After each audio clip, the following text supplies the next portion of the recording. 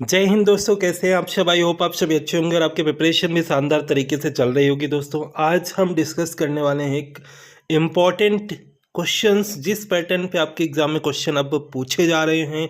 आप सभी ने भी देखा होगा किस तरह क्वेश्चन पूछे जा रहे हैं जो आपके कोडिंग रिलेटेड आपके, या अगर हम बात करें तो आप सभी थोड़ा सा इस टॉपिक में जो हम क्वेश्चन करने वाले हैं या आपको थोड़ा सा क्वेश्चंस जो हम कर रहे हैं वो बोरिंग लग सकते हैं। क्यों? क्योंकि दोस्तों अभी तक आपने इस तरह के क्वेश्चंस नहीं किए होंगे, पर आपको देखने को इस तरह से क्वेश्चन मिल रहे हैं, इसलिए हम प्रयास करेंगे कि आपको थोड़ा सा सही ढंग से बता पाएँ और एक्सप्लेन कर पाएँ, जिससे कि आपके अगर एग्ज़ाम में ऐसे क्वेश्चन बनते हैं तो आप उन्हें करके आएँ। ठीक है, तो लास्ट तक देखिएगा। लास्ट में हमने कुछ MS Excel and MS PowerPoint से भी क्वेश्चन लिए हैं, तो सभी क्वेश्चन आप सभी ज़रूर करें। ठीक है, क्योंकि अब आपको आने वाले शिफ्ट में ऐसे क्वेश्चन आपको देखने को मिल सकते हैं। दोस्तों आप सभी ने क्वेश्चन देखा होगा कि इस तरह से क्वेश्चन आपके पूछे गए हैं कि निम्नलिखित कथन का आउटपुट क्या होगा। इसका आउटपुट क्या होगा, आपको जो दिया गया है डाटा, ये आपको बताना है कि इसका आउटपुट क्या होगा। आप सभी कमेंट करके जरूर बताइएगा अगर आपने ऐसा एनालिसिस देखा है कि इस तरह से क्वेश्चन पूछे जा रहे हैं। तो मैंने यहाँ पे 10 से 15 क्वेश्चन इसी तरह के पैटर्न पे लिए हैं और आपके इसका डिटेल भी हम डिस्कस करेंगे, जिससे कि आपको ज़्यादा से ज़्यादा चीज़ें कवर हों और आपको एक आइडिया मिल पाए कि कैसे हम इन्हें करेंगे। ठीक है, तो सबसे पहले अगर हम देखें कि इनमें से इसका आउटपुट क्या होगा, आपको ये बताना है। अब यहाँ पे अगर हम बात करें कि इसका जो राइट आंसर होगा, तो आपको याद रखना है इसका राइट आंसर 2 होगा। ये 2 कैसे आया वो अब हम डिटेल से देखेंगे। ठीक है, सबसे पहले अगर हम देखें, सबसे पहले अगर हम बात करें कि ये 2 कैसे आया, कैसे इसे सॉल्व करना है, यहाँ पे जो आपको ये दिया गया है, आपको जैसे कि ये आपको एंड का साइन दिया गया है। ठीक है, तो अगर हम बात करें तो ये जो साइन दिया गया है आपको, एंड का साइन जो होता है आपके एंड, अगर हम देखें ये बिट वाइज होता है। इसी तरह से आपको नंबर दिया गया है 10। ये क्वेश्चन को थोड़ा सा मुझे बार बार यहाँ पे आपको दिखाना पड़ रहा है। जैसे ये नंबर दिया गया है 10 और ये साइन ये आपके 7 दिया गया है। इसका आपको बाइनरी डिजिट देखना पड़ेगा, द्विआधारी निरूपण निकालना पड़ेगा। जैसे 10 का द्विआधारी निरूपण क्या होता है, तो आप सभी देख सकते हैं कि 4 टाइम्स 0 एंड 1 0 1 0। इसी तरह से 7 का द्विआधारी निरूपण निकालेंगे तो आपको 4 टाइम्स 0 एंड 0 1 1 1 होता है। ठीक है, और इसी तरह से आप सभी जब इसका आपके दशमलव आपके जब जैसे कि आपके बाइनरी डिजिट जो आपको दिया गया है 4 टाइम्स 0 एंड 1 0 1 0 एंड आपके और में आपको दिया गया है 4 टाइम्स 0 0 1 1 1। इसको जब आप एक तरह से कैलकुलेट करेंगे तो इससे आपका जो दशमलव प्रणाली में जो डाटा आता है वो आपके आता है ये 2 का आता है। ठीक है, इसका जो आउटपुट आपको देखने को मिलता है जैसे कि दिया गया 4 टाइम्स 0 एंड 0 0 1 0। तो ये अगर हम देखें तो आपको आपके आउटपुट आपके सामने क्या आता है, 2 आता है। तो यहाँ पे यही आपको बताना था कि अगर आपको ऐसा डाटा दे दिया जाए प्रिंट एफ एंड आपके जैसे परसेंटेज दिया गया है, डी दिया गया है, फिर 10 एंड 7 एंड एंड का जो आपके साइन दिया गया है, जब आपको ऐसा दिया जाए और आपको ये बताना हो कि इसका आउटपुट क्या आएगा, तो आप सभी को याद रखना है इसका आउटपुट जो आएगा आपके 2 होगा। ठीक है, क्या होगा, इसका आउटपुट 2 होगा। ठीक है, अगर हम बात करें जैसे कि इसमें आपको ये भी बताया गया कि पूर्णांक यदि यदि पूर्णांक आपके 8 बिट का होता है, यदि आपसे पूर्णांक जैसे यहाँ पे दिया गया है 7 बिट, यहाँ पे 8 बिट पूछा जाए, तो भले ही पूर्णांक का आकार इससे अधिक हो, ये आपको याद रखना है कि जो पूर्णांक का आकार आपको 8 बिट से भी अगर होता है या इससे अधिक भी होता है, पर जो आपके इसका जो उत्तर आएगा, जो यानी कि आंसर आएगा, वो 2 ही आएगा। ठीक है, ये आपको याद रखना है कि पूर्णांक यदि 8 बिट्स का है, भले ही पूर्णांक का आकार इससे अधिक हो, लेकिन जो इसका उत्तर हो को प्रभावित नहीं करता है। ठीक है, तो ये आपके लिए एक इंपॉर्टेंट पॉइंट रहेगा यहाँ पे। ठीक है, जैसे यहाँ पे दिया गया 7 का द्विआधारी निरूपण, इसी तरह से अगर 8 यूनिट भी दिया जाए, यानी कि 8 बिट भी दिया जाए और इससे ज़्यादा भी दिया जाए, तो उसमें उत्तर में कोई फर्क नहीं पड़ेगा। तो ये चीज़ें आपको यहाँ पे ध्यान रखनी है। ठीक है, नेक्स्ट क्वेश्चन एक इस तरह से आपको देखने को मिल सकता है, मैं इसे करके बता देता हूँ, आप सभी देख लीजिएगा। ठीक है, इसका आउटपुट आपको बताना है कि क्या हो जाएगा, इसका आउटपुट आपको बताना है कि क्या हो जाएगा। तो इसका राइट आंसर आपको होगा 7 8 इसका राइट आंसर होगा। एंड इस तरह से आपको क्वेश्चन देखने को मिल सकता है। इसको करने के लिए अगर हम बात करें, कुछ इंपॉर्टेंट पॉइंट पे हम ध्यान देंगे, जैसे कि सी चर को बढ़ाने और घटाने के लिए 2 असामान्य ऑपरेटर प्रदान करता है, और इंक्रीमेंट ऑपरेटर जो होता है ये प्लस प्लस अपने ऑपरेंड में 1 जोड़ता है, जबकि जो डिक्रीमेंट ऑपरेटर होता है माइनस ये 1 घटाता है। ठीक है, इसी तरह से असामान्य पहलू में प्लस प्लस और माइनस का उपयोग जो होता है प्रीफिक्स ऑपरेटर या पोस्ट फिक्स ऑपरेटर के रूप में किया जा सकता है। तो ये अगर हम देखें इसकी अवधारणा है, और इसमें आपको ये बताया गया पहले व्यंजक में आपको क्या करना है। जो फर्स्ट यहाँ पे 2 व्यंजक दिए गए हैं, जैसे आप यहाँ पे देख सकते हैं, ये आपको दिया गया फर्स्ट और ये दिया गया आपका सेकेंड। तो फर्स्ट व्यंजक में कैसे आप सॉल्व करेंगे, सबसे पहले हम ये देख लेते हैं। तो a plus plus plus B है, तो a जो है आपके बढ़ता है और b इसमें आपके देखें तो b में जोड़ा गया है। लेकिन चूंकि क्या होता है कि a प्लस प्लस जो वृद्धि के बाद की प्रक्रिया है, इसलिए a जो है आपके अगले निर्देश में इसके मान को 4 से 5 तक परिवर्तित करेगा। इसीलिए यहाँ पे a प्लस प्लस बी जो दिया गया है 4 प्लस 3 यानी कि 7 हो गया, और इसके बाद ये फिर आपके 5 तक बढ़ेगा। तो अगला जो आपके यहाँ पे प्रिंट कथन दिया गया है a प्लस प्लस बी, जिसमें a इक्वल 5 दिया गया है और b इक्वल 3 दिया गया है। ये भी अगर हम देखें तो दोनों आपके प्लस होगा, क्योंकि यहाँ पे आपको दिया गया है क्वेश्चन में आपको यहाँ पे ये नंबर दिया गया है, a equal 4 and b equal 3 दिया गया है। ठीक है, ये यहाँ पे आपको दिया गया है। और मैंने ये जो अवधारणा आपको बताई है कि इंक्रीमेंट ऑपरेटर में एक जुड़ेगा और डिक्रीमेंट में आपके एक घटेगा, ये आपको मैंने बताया। ठीक है, तो इसमें आपने देखा सबसे पहले जो दिया गया 4 प्लस 3 दिया गया 7 आ गया, और फिर आपके इसमें जो दिया गया a plus a equal B and 5 equal 3। ठीक है, तो जब आप इससे जोड़ेंगे दोनों को तो आपकी क्या आ जाएगा, 8 आ जाएगा। और a इसके बाद जो है 6 तक बढ़ता है, जो a है इसके बाद जैसे प्रीवियस में हमने देखा 5 तक बढ़ेगा, इसमें 6 तक बढ़ेगा। ठीक है, तो इसका जो राइट आंसर आ जाएगा आपको यहाँ पे ध्यान रखना है, इसका राइट आंसर 7 8 हो जाएगा। 7 8 इसका राइट आंसर यहाँ पे हो जाएगा, जो आउटपुट देखने को मिल रहा है।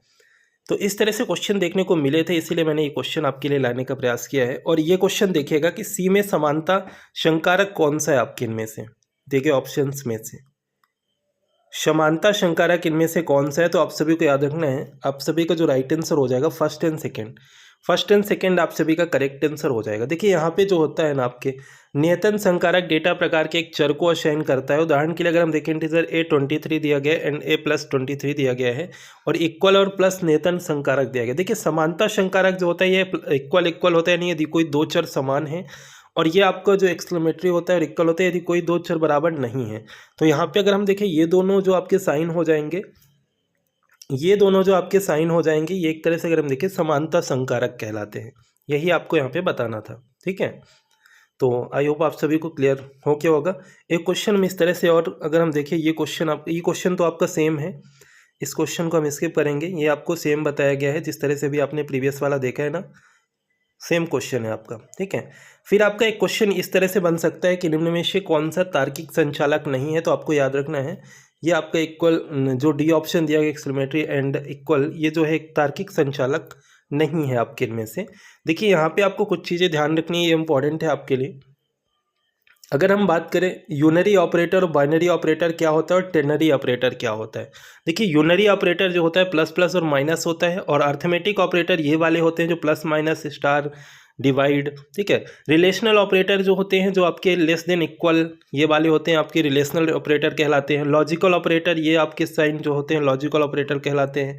ये आपके विट वाइज ऑपरेटर कहलाते हैं, और ये आपके असाइनमेंट ऑपरेटर कहलाते हैं। ठीक है, ये आपके लिए इंपॉर्टेंट है। अगर हम देखें सी से रिलेटेड आपके जो इंपॉर्टेंट डाटा है, जैसे टर्नेटरी ऑपरेटर जो होता है क्वेश्चन मार्क आपको दिया गया, टर्नेटरी और कंडीशनल ऑपरेटर ये कहलाते हैं। ठीक है, ये असाइनमेंट ऑपरेटर कहलाते हैं। तो यहाँ पे आपको ये बताना था कि इनमें से कौन सा तार्किक संचालक नहीं है। तो आपको याद रखना है डी ऑप्शन आपका यहाँ पे करेक्ट आंसर हो जाएगा। और ये चीज़ें आप सभी ध्यान रखिएगा, जितने यहाँ पे बताए गए हैं यहाँ से क्वेश्चन आपके बन सकते हैं।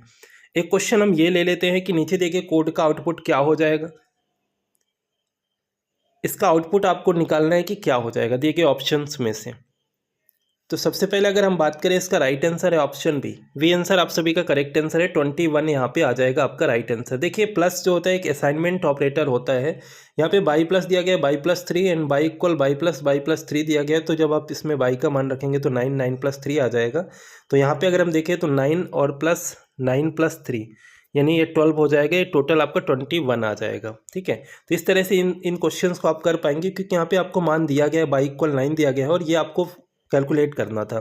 तो यहाँ पे बाई के प्लेस पे आप क्या रख देंगे, 9 रख देंगे, और ये आपके बाई के प्लेस पे 9 रख देंगे, और ये आपका कोष्टक हो जाएगा। तो ये आपका 12 आ जाएगा और ये 9 आ जाएगा। दोनों आप प्लस करेंगे तो 21 आपका आ जाएगा। ठीक है, तो इस तरह से क्वेश्चन आपको यहाँ पे, क्योंकि असाइनमेंट ऑपरेटर जो होता है सहचारिता, ये दाएं से बाएं आपके दिया गया है, तो ये आपको ध्यान रखना है।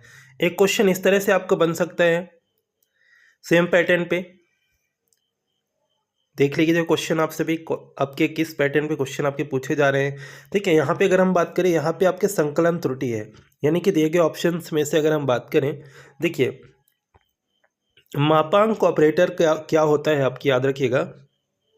जो मापांक ऑपरेटर का उपयोग है ये शेष दो पूर्णांकों को अगर हम देखें तो खोजने के लिए किया जाता है, और यह केवल क्या करता है, ये पूर्णांक मानों के साथ अगर हम देखें तो काम करता है। अब मापांक ऑपरेटर जो होता है फ्लोट या दोहरे पूर्णांक के साथ काम नहीं करते हैं, ठीक है। फिर अगर हम देखें इसका विश्लेषण, तो यदि यहाँ अगर हम बात करें ए और वी जो होते हैं आपके फ्लोट डेटा प्रकार है, लेकिन बाइनरी ऑपरेटर जो होता है परसेंटेज, ये पूर्णांक डेटा प्रकार का ऑपरेशन करता है। और जो फ्लोट डेटा प्रकारों के कारण अगर हम देखें तो यहाँ एक संकलन त्रुटि देखने को मिलती है, क्योंकि कंपाइलर द्वारा जो त्रुटि होती है संदेशतः वह फ्लोट और फ्लोट प्रकार के जो आपके अमान्य ऑपरेटेड बाइनरी ऑपरेटर होते हैं इनके लिए होता है। अब इसके लिए सही कोड अगर हम देखें क्या हो जाएगा, तो यहाँ पे अगर हम बात करें इंटीजर a = 5 दिया गया, b = 2 दिया गया है, तो इसमें अगर हम देखें जो आउटपुट आएगा आपका 1 आएगा, ठीक है। इसका आउटपुट क्या आ जाएगा, आपका 1 आ जाएगा, ठीक है। दिए गए ऑप्शंस में से अगर हम देखें जिसका आउटपुट 1 आ जाएगा, तो अगर हम देखें यहाँ पे जो राइट आंसर हो जाएगा आपका सी ऑप्शन हो जाएगा, सी ऑप्शन आपका करेक्ट आंसर हो जाएगा, ठीक है। इस तरह से क्वेश्चन आपके पूछे जा रहे हैं। अब कुछ इंपॉर्टेंट पॉइंट है, ये आप सभी याद रखिएगा, जैसे कि अर्थमेटिक ऑपरेशंस क्या होते हैं, तो ये वे ऑपरेटर होते हैं जिनका उपयोग हम ऑपरेंड पर अंकगणितीय ऑपरेशन करने के लिए करते हैं, जैसे plus minus, percentage, plus plus minus, ये जो साइन होते हैं ये अर्थमेटिक ऑपरेटर्स कहलाते हैं। अब ये अर्थमेटिक ऑपरेटर्स दो प्रकार के होते हैं, आपको याद रखना है, एक होता है यूनरी ऑपरेटर, एक होता है बाइनरी ऑपरेटर। यूनरी ऑपरेटर यानी कि ऑपरेटर जो एक ही ऑपरेटर के साथ संचालित होते हैं या काम करते हैं वो यूनरी ऑपरेटर कहलाते हैं, जैसे कि प्लस प्लस और माइनस माइनस हो गए, ठीक है। इसी तरह से जो बाइनरी ऑपरेटर होते हैं ये दो ऑपरेटर के साथ संचालित होते हैं या काम करते हैं तो बाइनरी ऑपरेटर कहलाते हैं, जैसे प्लस हो गया, माइनस हो गया, या परसेंटेज हो गया, ठीक है, या आपके डिवाइड हो गया। तो ये जो आपका कंप्लीट डाटा दिया गया है, यानी ये जो नंबर्स दिए गए हैं, इसी में से आपके दो पार्ट में बटे हुए हैं, एक यूनरी ऑपरेटर्स कहलाता है और एक आपका बाइनरी ऑपरेटर कहलाता है। तो ये चीज़ें आपके लिए इंपॉर्टेंट थी, वो मैंने आपकी क्लियर कर दी हैं।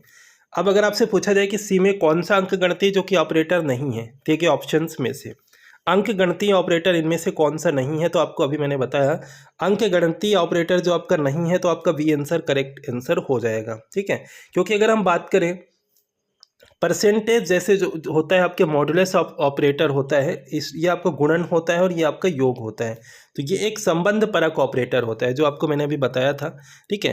Less than and greater than ये जो होते हैं ना, ये संबंध परक ऑपरेटर होते हैं। तो ये चीज़ें आप सभी ध्यान रखिएगा, ठीक है। इंपॉर्टेंट जितने भी क्वेश्चन हैं सभी इंपॉर्टेंट है। अगर आपके क्वेश्चन बनेंगे, हाई लेवल के क्वेश्चन बनेंगे, तो इसी वीडियो से बनने वाले हैं। कौन सा सी में से एक संबंध परक ऑपरेटर नहीं है, तो आप सभी को याद रखना है कौन सा नहीं है। तो अगर हम देखें तो डी आंसर आपका राइट आंसर हो जाएगा। संबंध परक ऑपरेटर कौन सा नहीं है ये आपको बताना है, ठीक है। क्योंकि देखिए ये अगर हम देखिए क्या होता है, ये bit wise right shift operator होता है। ये बिट वाइज क्या होता है, राइट शिफ्ट ऑपरेटर होता है, जिस तरह से ये साइन आपको दिया गया है। क्योंकि ये अगर हम देखें तो ये आपके संबंध परक ऑपरेटर्स में आता है, यानी कि किसी से अधिक के लिए बताया जाता है, और ये जो साइन होता है ये किसी के अधिक या बराबर के लिए बताया जाता है, ठीक है। और इसी तरह से अगर हम देखें एक ऐसा साइन होता है आपको जो कम के लिए बताया जाता है, तो ये साइन होता है। पर यहाँ पे जो दो साइन आपको देखने को मिल रहे हैं ये एक bit wise right shift operator कहलाते हैं। ये जो bit wise right shift operator कहलाते हैं। तो ये चीज़ें आप सभी को ध्यान रखनी है। तो अगला क्वेश्चन पूछा जाए रैखिक डेटा संरचना पर कौन सी प्रक्रिया की जा सकती है, तो जैसे कि चक्रमण, श्रेणीक्रमण, विलयन, ये सभी प्रक्रियाएं की जा सकती है रैखिक डेटा संचरण पर। क्योंकि एक डेटा संचरण एक डेटा गठबंधन यानी कि आपके बात करें एक डेटा संगठन, प्रबंधन और भंडारण का प्रारूप होता है जो कुशल पहुंच और संशोधन को सक्षम बनाता है। एक डेटा को दो वर्गों में बांटा जाता है। ये दो वर्ग कौन से होते हैं, एक होता है रैखिक डेटा संरक्षण और एक होता है आपका गैर रैखिक संरचना, ठीक है। तो आपको याद रखना है कि रैखिक डेटा संरक्षण में अगर हम देखें तो ये सभी आ जाएंगे, चक्रमण, श्रेणीक्रमण, विलयन खोज किए जा सकते हैं। रैखिक डेटा संचरण जो होता है अगर हम बात करें, यदि डेटा संचारण के पद एक अनुक्रम या रैखिक सूची बनाते हैं तो इसे हम रैखिक कहते हैं, जैसे कि एरे हो गया या स्टैक या पंक्ति हो गई आपके, तो ये रैखिक डेटा संरचना होते हैं। और अगर हम बात करें गैर रैखिक डेटा संरचना में, जैसे ट्री, आरेख, जो कि आपके डेटा को क्रमबद्ध क्रम में व्यवस्थित करता है, उसमें डेटा पदों के बीच एक संबंध होता है। तो ये जैसे कि ट्री या आरेख हो गए, तो ये गैर रैखिक संरचना कहलाती है। तो ये कुछ इंपॉर्टेंट पॉइंट थे आपके, ठीक है। एक क्वेश्चन आपका ये भी है, इसका आउटपुट क्या हो जाएगा दिए गए ऑप्शंस में से। तो इस क्वेश्चन को करने से पहले अगर हम देखें तो यहाँ पे आप सभी देख सकते हैं इसका डिटेल। अगर हम बात करें इसका राइट आंसर क्या होगा, तो 43 आपका करेक्ट आंसर है। इसका राइट आंसर क्या है, 43 आपका राइट आंसर है। आउटपुट बताना था आपको दिए गए ऑप्शंस में से। देखिए यहाँ पे पश्च बुद्धिशील संचालन और पूर्व वृद्धिशील संचालन का बताया गया कि आई का मान जब सर्वप्रथम जे को निर्दिष्ट किया जाता है तो फिर आपके आई बढ़ता है, और जब आपके देखें तो आई का मान जब पहले बढ़ता है तो फिर इसे जे को निर्दिष्ट किया जाता है। तो इस तरह जो अनुप्रयोग इसका आप निकालेंगे तो आप यहाँ पे देखेंगे जे इक्वल 3 दिया गया और आई प्लस 4 दिया गया है। तो जो आपके यहाँ पे जो डाटा दिया गया प्रिंटफ एंड परसेंटेज डी, यहाँ पे अगर हम देखें तो ये 4 3 आपका राइट आंसर हो जाएगा। ठीक है, तो इस तरह से आपके देखें पैटर्न पे क्वेश्चन देखने को मिले थे, इसलिए मैंने ये शामिल किए हैं। अब हम आगे के क्वेश्चन जो रहेंगे, हम ये क्वेश्चन यहीं पे समाप्त होते हैं। देखिए क्वेश्चन है आपके लिए कि एक रिसीविंग होस्ट उन सभी खंडों को प्राप्त करने में विफल रहा है जिन्हें उसे स्वीकार करना चाहिए। होस्ट इस कम्युनिकेशन सेशन की विश्वसनीयता में सुधार के लिए क्या कर सकता है? विभिन्न सोर्स पोर्ट नंबर भेजना, वर्चुअल सर्किट रिस्टार्ट करना, क्रम संख्या में कमी करना है, विंडो साइज में कमी करना। तो आप सभी को याद रखना है कि विंडो साइज में कमी करना। यहाँ पे अगर हम देखें विंडो साइज में कमी करना, क्योंकि देखिए एक रिसीविंग होस्ट फ्लो कंट्रोल का उपयोग कर ट्रांसमीटर को कंट्रोल कर सकता है। टीसीपी जो होता है डिफ़ॉल्ट रूप से विंडोइंग का उपयोग करता है अगर हम बात करें, और विंडो के साइज़ को कम करके रिसीविंग करने वाला जो होस्ट होता है ट्रांसमिटिंग होस्ट को धीमा कर सकता है। इसीलिए प्राप्त करने वाला जो होस्ट होता है अपने बफर्स को ओवरफ्लो नहीं करता है। तो यहाँ पे अगर हम देखें आपका जो राइट आंसर हो जाएगा विंडो साइज में कमी करना। ठीक है, नेक्स्ट क्वेश्चन है विंडो 10 अगर हम देखें क्या है आपका, ये एक वोटिंग प्रणाली है, प्रचालन और वोटिंग प्रणाली है, प्रचारण प्रणाली है, या आपके काउंटिंग पल्स है। देखिए विंडो 10 अगर हम बात करें एक ऑपरेटिंग सिस्टम है। विंडो 10 आपके देखें तो क्या है आपका एक प्रचालन प्रणाली है जिसे आप इंग्लिश में बोलते हैं ऑपरेटिंग सिस्टम। ठीक है, ऑपरेटिंग सिस्टम बोलते हैं। तो ऑपरेटिंग सिस्टम सॉफ्टवेयर जो कंप्यूटर हार्डवेयर घटक और उपयोगकर्ता के बीच एक क्या करता है, इंटरफेस के रूप में कार्य करता है। ये आप सभी को ध्यान रखना है। जैसे कि आपके Apple Mac OS, Microsoft window, Google के एंड्रॉयड हो गया ओएस, फिर लाइनेक्स ऑपरेटिंग सिस्टम हो गया, एप्पल आईओएस शामिल, ये सभी कुछ आपके जो इनके एग्जाम्पल मिल जाएंगे आपको ऑपरेटिंग सिस्टम के। ठीक है, नेक्स्ट है एमएस एक्सेल में हम गणना नहीं कर सकते। इनमें से कौन सी गणना जो कि हम एमएस एक्सेल में नहीं कर सकते हैं, दिए गए ऑप्शंस में से कौन सी गणना जो एमएस एक्सेल में नहीं कर सकते हैं दोस्तों? समाकलन। ठीक है, समाकलन हल की गणना जो होते हैं हम एमएस एक्सेल में नहीं कर सकते हैं, क्योंकि अगर हम देखें इसमें कौन कौन सी हम गणना कर सकते हैं, जैसे कि जोड़ घटाव गुणा भाग प्रतिशत, ये सभी गणनाएं हम एमएस एक्सेल में कर सकते हैं। ठीक है, एमएस एक्सेल में जो उच्च जटिल गणनाएं होती है जैसे अवकलन, समाकलन, ठीक है, आपके बात करें फ्रैक्शन हो गए, तो इनका हल संभव नहीं होता है। तो ये आप सभी को ध्यान रखना है। एमएस एक्सेल अगर हम बात करें माइक्रोसॉफ्ट ऑफिस सूट का एक हिस्सा होता है आपके। ठीक है, ये भी आप सभी को याद रखना है। द नेक्स्ट क्वेश्चन है कि वर्ड प्रोसेसर विंडो में निम्नलिखित में से किसका उपयोग एप्लीकेशन और विंडो स्पेसिफिक मेनू जैसे होम, इंसर्ट और डिजाइन प्रस्तुत करने के लिए किया जाता है?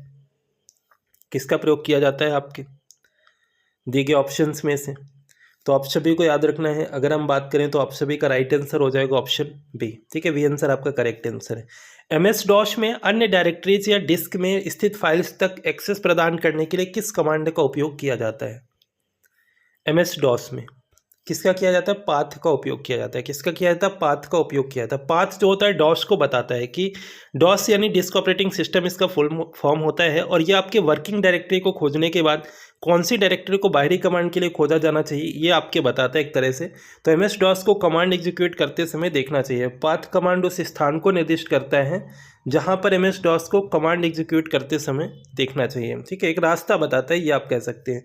एमएस वर्ड अगर हम देखें किसका उदाहरण है आपका? एमएस वर्ड किसका उदाहरण है? एमएस वर्ड आप सभी को पता है कि एप्लीकेशन सॉफ्टवेयर का उदाहरण होता है। एमएस वर्ड अगर हम देखें ये एप्लीकेशन सॉफ्टवेयर का उदाहरण होता है। ठीक है, जो कि आपके एक तरह से एप्लीकेशन सॉफ्टवेयर एंड यूजर्स के लिए बनाया गया प्रोग्राम या प्रोग्रामों का एक ग्रुप होता है, एक समूह होता है। अगर हम देखें यहाँ पे इसके उदाहरण जैसे वर्ड प्रोसेसर हो गया, ये भी आपके एप्लीकेशन सॉफ्टवेयर है। स्प्रेडशीट हो गया, अकाउंटिंग एप्लीकेशन हो गया, web browser, email client, media player, file viewer, simulator, console game या फोटो एडिटर, कई सारे एग्जाम्पल आपको यहाँ पे मिल जाएंगे एप्लीकेशन सॉफ्टवेयर के। अगला क्वेश्चन है कि एक इनमें से कौन सा एक कंप्यूटर नेटवर्क पर एक केंद्रीय सर्वर है जो कि जुड़े हुए ग्राहक को सर्वर की भंडारण क्षमता तक पहुंचने में सक्षम बनाता है? Web server, application server, print server या फाइल सर्वर? आप सभी को याद रखना है file server, that right answer. ठीक है, फाइल सर्वर आपका यहाँ पे करेक्ट आंसर हो जाएगा, क्योंकि फाइल सर्वर का उपयोग सर्वर पर फाइलों को प्रबंधित करने के लिए किया जाता है जहां से अन्य उपलब्ध जो सिस्टम होते हैं उनके द्वारा अपलोड, साझा या डाउनलोड किया जा सकता है जो उस नेटवर्क से जुड़े होते हैं। ठीक है, तो यह कंप्यूटर नेटवर्क पर एक केंद्रीय सर्वर है जो जुड़े हुए ग्राहक को सर्वर की भंडारण क्षमता तक पहुंचने में सक्षम बनाता है। तो याद रखिएगा आप सभी। नेक्स्ट है कंप्यूटर अनुप्रयोग में वर्कबुक मूल रूप से किस से संबंधित होता है? वर्कबुक किससे रिलेटेड है आपका? वर्कबुक अगर हम देखें किससे रिलेटेड है, याद रखिएगा ये MS एक्सेल से रिलेटेड होता है। किससे रिलेटेड है? MS एक्सेल से रिलेटेड होता है, क्योंकि एक वर्कबुक एक्सेल फाइल के लिए अगर हम देखें तो एक अन्य नाम होता है। जहां आप एक्सेल शुरू करते हैं तो स्क्रैच से एक्सेल वर्कबुक बनाने के लिए ब्लैंक वर्कबुक पर क्लिक किया जाता है। आप सभी यहाँ पे याद रखिएगा। कुछ इंपॉर्टेंट पॉइंट है, आप सभी ध्यान रखिएगा। कंप्यूटर का आविष्कार अगर आपसे पूछा जाए तो चार्ल्स बेबेज ने किया था आपके, और इनकी जो पीढ़ियाँ हैं, जैसे कि पहली पीढ़ी में अगर हम देखें किसका प्रयोग किया गया था, कब से कब तक आपके पूछा जा सकता है। 1946 से 59 अगर हम देखें पहली जनरेशन, फर्स्ट जनरेशन है जिसमें कि वैक्यूम ट्यूब का प्रयोग किया गया था। सेकेंड जनरेशन 1959 से 65 तक है जिसमें ट्रांजिस्टर पे बेस्ड थी, आपके ट्रांजिस्टर का उपयोग किया गया था। थर्ड जनरेशन अगर हम देखें 65 से 71 है जिसमें अगर हम बात करें एकीकृत सर्किट आधारित था आपके, ठीक है, यानी कि IC बेस्ड था आपके, इंटीग्रेटेड सर्किट चिप का प्रयोग किया गया था आपके, जो सिलिकॉन की बनी होती है, जिसके फाउंडर कौन थे आपके? JS किल्वी थे आपके। याद रखिएगा जितना भी डेटा आपको बताया था। जैसे चौथी पीढ़ी अगर हम देखें तो 1971 से 1980 तक था आपके, जिसमें कि VLSI आधारित था आपके। Very large scale integration based था आपके, फोर्थ जनरेशन। टाइम याद रखिएगा, टाइम पूछा जा सकता है, 71 से 80 तक था। और जो वर्तमान में है आपके पांचवी पीढ़ी 1980 के बाद से, जिसमें आपकी ULSI या माइक्रो प्रोसेसर आधारित है आपके। ULSI का फुल फॉर्म अगर आपसे पूछा जाए तो अल्ट्रा लार्ज स्केल इंटीग्रेशन होता है, और VLSI का होता है वेरी लार्ज स्केल इंटीग्रेशन। तो ULSI का जो प्रयोग है आपके पांचवी पीढ़ी में किया गया, और जो कि आपके माइक्रो प्रोसेसर आधारित है। 1980 से लेकर वर्तमान तक अगर हम देखें तो फिफ्थ जनरेशन आपके कंटिन्यू है, ठीक है, याद रखिएगा आप सभी। चलिए नेक्स्ट एंड लास्ट क्वेश्चन कर लेते हैं कि एक व्यक्ति को कंप्यूटर साक्षर कब कहा जाएगा? जब वो ज़रूरत आधारित जितनी भी एप्लीकेशन है सभी को यदि चला सकता है तो वो एक तरह से कंप्यूटर साक्षर कहा जाता है एक व्यक्ति को। जब वो ज़रूरत के आधारित सभी एप्लीकेशन चलाने में सक्षम है तो वो आपकी कंप्यूटर साक्षर कहलाएगा। अगर हम बात करें कंप्यूटर साक्षरता दिवस कब मनाया जाता है तो आप याद रखिएगा 2 दिसंबर को मनाया जाता है कंप्यूटर लिटरेसी डे, ठीक है, 2 दिसंबर को मनाया जाता है कंप्यूटर लिटरेसी डे। तो दोस्तों आपके ये हमारे क्वेश्चन यहाँ पे होते हैं। एक क्वेश्चन आपका ये है कि C++ का ऑपरेटर जिसका उपयोग किसी पॉइंटर द्वारा निर्दिष्ट मान तक पहुंचने के लिए किया जाता है वो किस रूप में जाना जाता है? डायरेक्ट ऑपरेटर, इनडायरेक्ट ऑपरेटर या इनडायरेक्शन ऑपरेटर? तो याद रखिएगा इनडायरेक्शन ऑपरेटर के रूप में अगर हम देखें तो ये जाना जाता है आपके जो C++ का ऑपरेटर जिसका उपयोग किसी पॉइंटर द्वारा निर्दिष्ट मान तक पहुंचने के लिए किया जाता है, ये किस रूप में जाना जाता है? तो इनडायरेक्शन ऑपरेटर के रूप में जाना जाता है, ठीक है। तो दोस्तों आज की वीडियो आप सभी को कैसा लगा एक बार कमेंट करके आप सभी जरूर बताएंगे। एंड इसी तरह से आपके देखिए और भी इंपॉर्टेंट क्वेश्चंस पे ही हम आप डिस्कशन करेंगे जिस पैटर्न पे आपके क्वेश्चन पूछे जा रहे हैं। आपका एग्जाम कब है दोस्तों कमेंट करके बताइएगा। एंड वीडियो को लाइक जरूर कीजिएगा, और ऐसे ही वीडियो अगर आपको चाहिए तो आप सभी शेयर जरूर कीजिएगा। अच्छा रिस्पॉन्स मिलेगा इस वीडियो में तो इसी तरह से पैटर्न पे आपके क्वेश्चन आपके लिए लाए जाएंगे। तो मिलते हैं नेक्स्ट वीडियो में। Thank you.